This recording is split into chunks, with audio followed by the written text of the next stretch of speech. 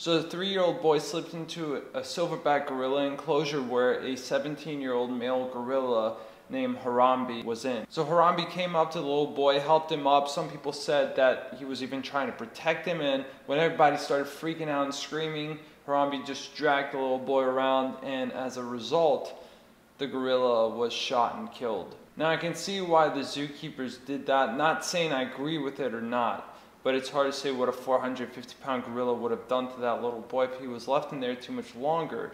Some people are asking why tranquilizers weren't used, and that is because tranquilizers could take up to several minutes before they kick in. Another argument is, why weren't the zookeepers trying to negotiate with the gorilla, meaning trying to give him food or some sort of treat that he really likes in an attempt to let the boy go. So the point of this video is not to say whether it was right or wrong to shoot this gorilla in order to save the little boy's life.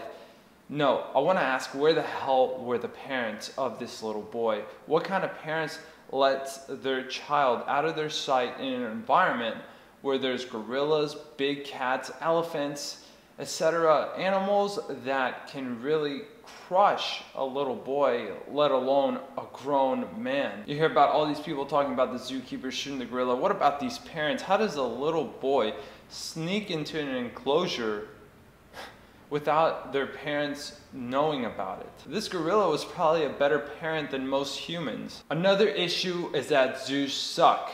Animals do not deserve to be in captivity. They deserve to be out in the wild or at a sanctuary at the least. And you may be asking, what is the difference between a zoo and a sanctuary? Zoos are made for humans. Sanctuaries are made for animals.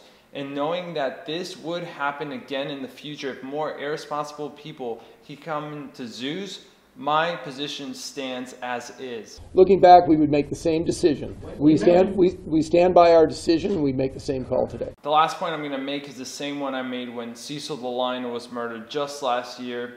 Seems like there's a lot of animal lovers who feel the disgust and the mistreatment of this gorilla, but will not hesitate to eat the millions of animals that are slaughtered each and every hour. Whenever a story pops up like this in the media, I can't help but ask, are we truly following our hearts? Are we aligning our compassion with our actions? Just something to think about. In my opinion, it's not the zoo's fault entirely. A lot of this falls on the parents, certainly not on the child. It's a tragedy to see such a beautiful and endangered animal be killed in a situation like this. Let me know what you guys think in the comments down below. Do you think that there was other measures that could have been taken? And if so, what would you have suggested? And also let me know, if you hypothetically were the parent of this child, what would you have done? Also, be sure to share this video around to keep the conversation going, because this is a topic that needs to be discussed more. And subscribe for more videos on the vegan lifestyle and how to be part of the solution. Thanks for watching. We'll see you guys in the next video.